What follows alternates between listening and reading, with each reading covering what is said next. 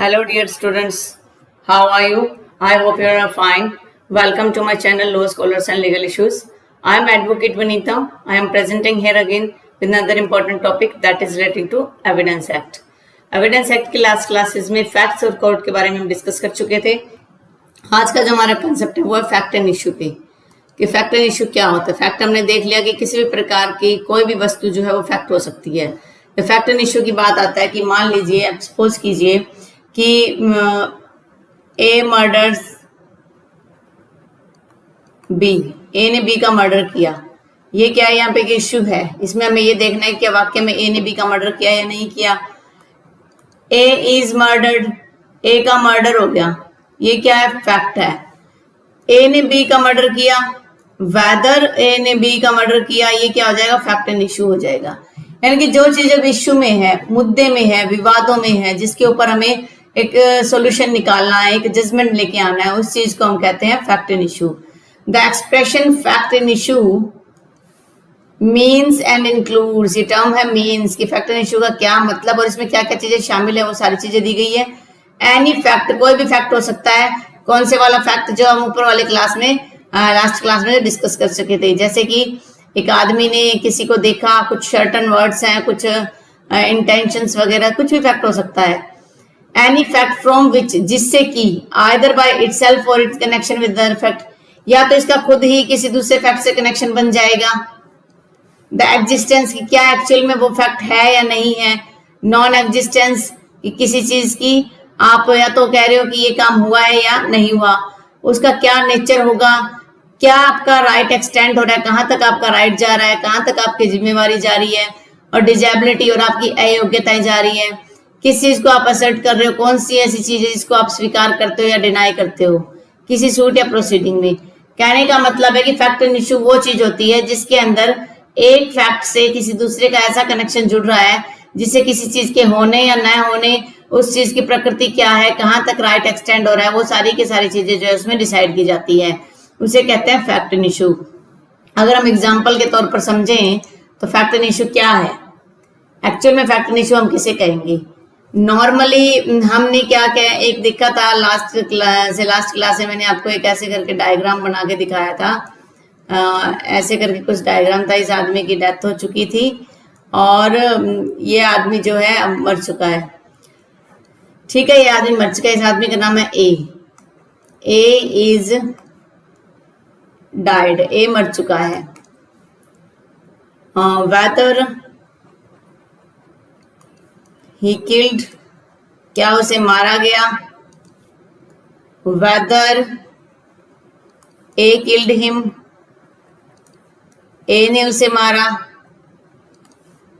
ठीक है, तो ये क्या है, ये फैक्ट एंड इशू है, विवादों में आ चुका है. इसमें कुछ एग्जिस्ट हो रहा है, नॉन एग्जिस्ट हो रहा है कि क्या इसने मारा नहीं मारा. ये फैक्ट से जो बताते हैं कि उसकी एग्जिस्टेंस है या नहीं है. किस चीज को आप डिनाई कर रहे हो कि नहीं मारा. आपने मना कर दिया, ए ने मना कर दिया कि ही डिडंट किल, उसने नहीं मारा. ठीक है, उसने नहीं मारा. अब ये विवादों में आ गया है.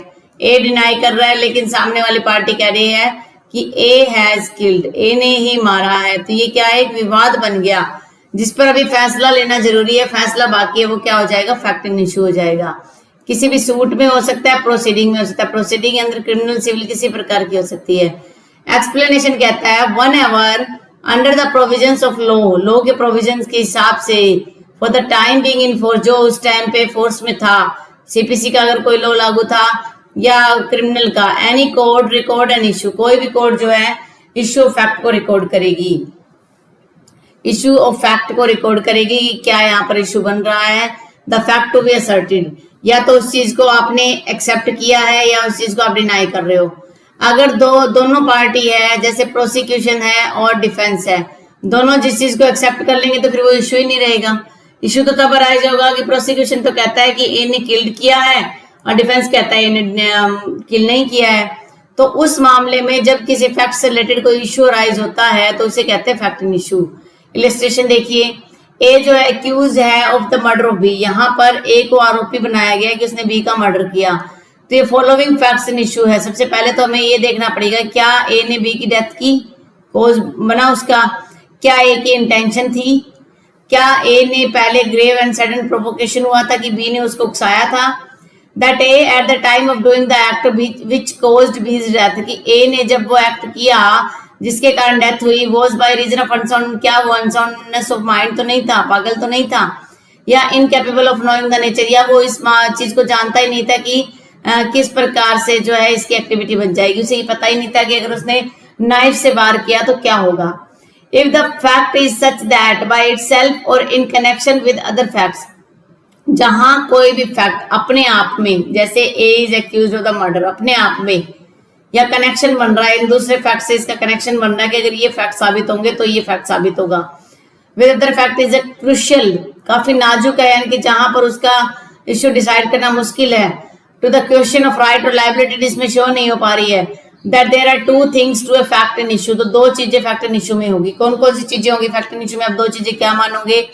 The first one is obvious and simple, जो तो सिंपल है, जिसे आप कह सकते हो कि the fact should be in dispute, सबसे पहले चीज दोनों के बीच में डिस्प्यूट है। Second, the fact should touch the question of right और लायबिलिटी, अब उस व्यक्ति की राइट और लायबिलिटी भी वो डिसाइड होना चाहिए कि ए ने अगर बी को मारा तो ए की भी तो एक जिम्मेवारी है कि वो दूसरों की लाइफ को भी प्रोटेक्ट करे, ये उसका एक लायबिलिटी और बी का एक राइट है कि दूसरों से प्रोटेक्शन मिले, तो राइट और लायबिलिटी यहाँ एक्सटेंड हो रही है।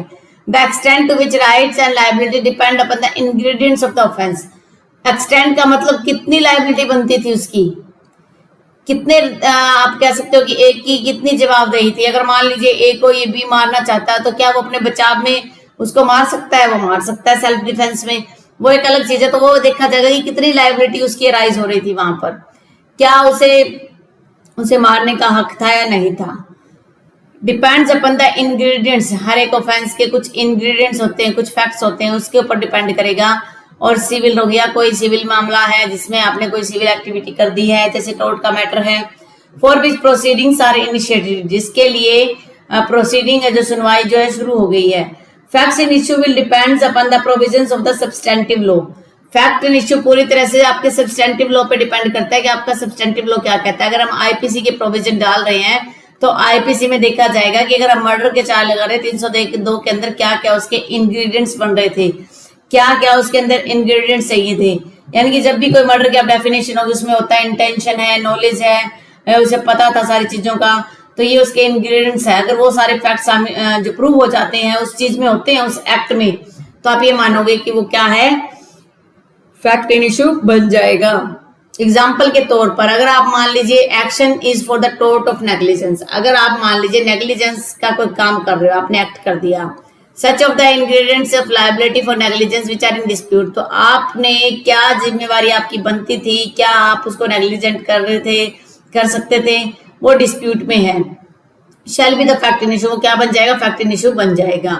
If the plaintiff alleges that the defendant was under duty of care, अगर प्लेंटिफ कहता है कि डिफेंडेंट की ड्यूटी बनती थी कि उसे ड्यू केयर रखना था, उसके प्रति केयर रखनी थी, और डिफेंडेंट वो उस फैक्ट को डिनाई करता है, तो fact will be a fact of issue between the parties, तो वो फैक्ट जो है दोनों के बीच में एक फैक्ट इन इश्यू बन जाएगा। इसको मैं कुछ एक एग्जांपल से और समझा देती हूँ आपको, फिर आपको क्लियरली हो जाएगा कि फैक्ट इन इश्यू होता क्या है। देखिए, अगर हम बात करते हैं फैक्ट इन इश्यू की, किसी भी चीज का एग्जाम्पल ले लीजिए, ये हमने टोर्ट का एग्जाम्पल लिया, या मान लीजिए आप रैश नेग्लिजेंट एक्ट का एग्जाम्पल लीजिए।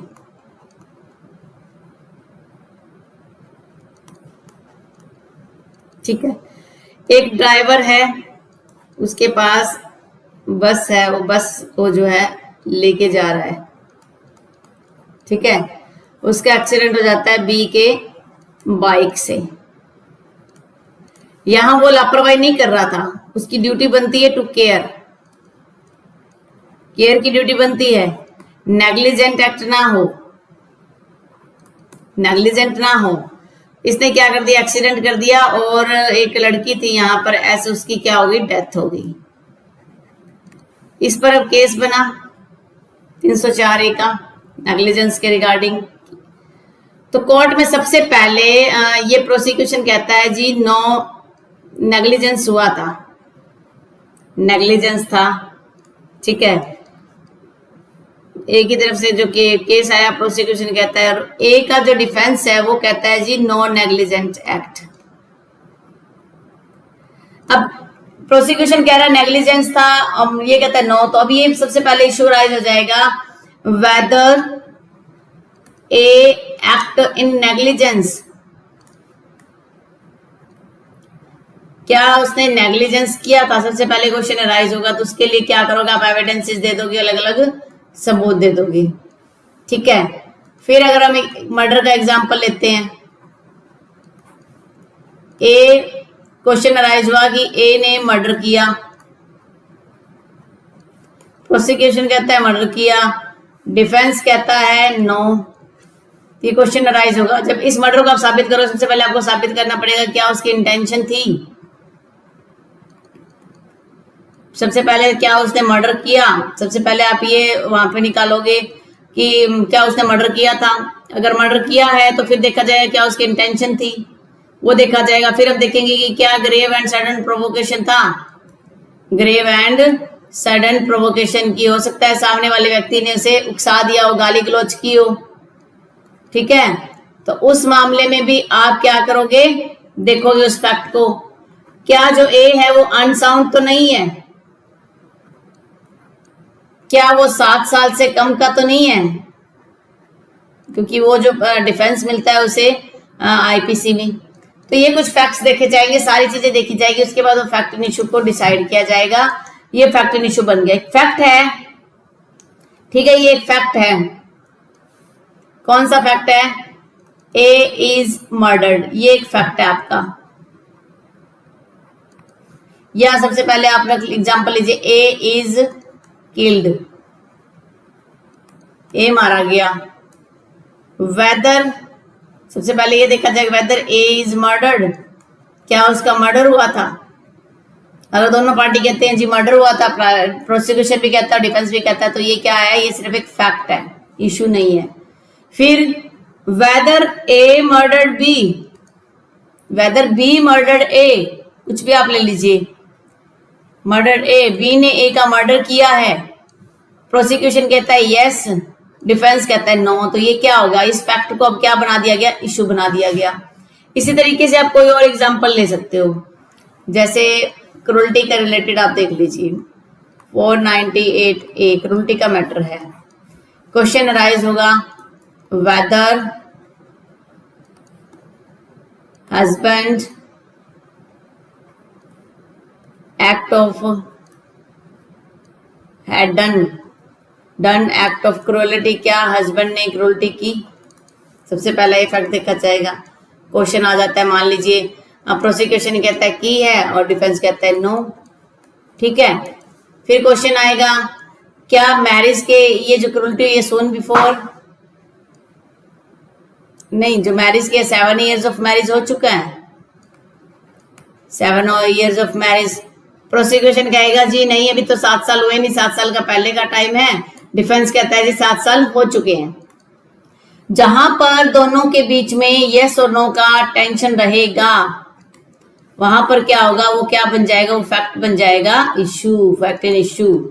अगर आप बात करते हो फैक्ट एंड इशू का, ठीक है, तो इशू जो है, अगर आप सीपीसी की बात करो, issue of fact, issue of law, 2-3 तरीके के इश्यूज होते हैं, mixed question of law and fact भी होता है। लेकिन जब आप इसकी बात करते हो क्रिमिनल मैटर्स की, तो उसमें फैक्ट एंड इशू ही होता है कि इशू में क्या चीजें चल रही है, और जो चीजें चल रही है उसको हमें सबसे पहले प्रूव करना पड़ता है। तो ये है हमारा फैक्ट एंड इशू से रिलेटेड कंसेप्ट। आई होप आपको ये जो है कंसेप्ट समझ में आ गया होगा। फिर भी अगर आपको किसी प्रकार का डाउट है तो आप मुझे जो है कमेंट जरूर किया कीजिए, क्योंकि कमेंट से आपके डाउट भी दूर हो जाएंगे और साथ में मुझे भी मोटिवेशन मिलेगा कि हाँ स्टूडेंट्स को अच्छा लग रहा है या बुरा लग रहा है, तो मैं अपने आप में भी थोड़ा सा इम्प्रूवमेंट कर सकती हूँ। और आप अगर मान लो ये लगता है कि आपको ये वीडियो वाकई में ही अच्छा बना है, तो आप मेरे वीडियो को लाइक कर सकते हो, और अगर आपको लगता है कि आपके दोस्त तक ये वीडियो पहुंचना चाहिए तो आप जो है ये जो शेयर भी कर सकते हो। इसके अलावा अगर आप फर्स्ट टाइम इस वीडियो को देख रहे हो और आपको लगता है कि ये आपके लिए हेल्पफुल हो सकते हैं फ्यूचर में, तो आप मेरे चैनल को सब्सक्राइब कीजिए और बेल आइकन पर क्लिक कर दीजिए, जिससे फर्दर जैसे ही कोई वीडियो अपलोड होगा सबसे पहले उसकी नोटिफिकेशन आपको मिल जाएगी। और कोरोना का इशू फिर से बढ़ने लग गया है, महाराष्ट्र में केसेस जब ज्यादा आने लगे हैं, तो प्लीज आप अपनी हेल्थ का ध्यान रखिए। Stay home, stay safe, stay healthy. Thank you for watching. Have a nice day.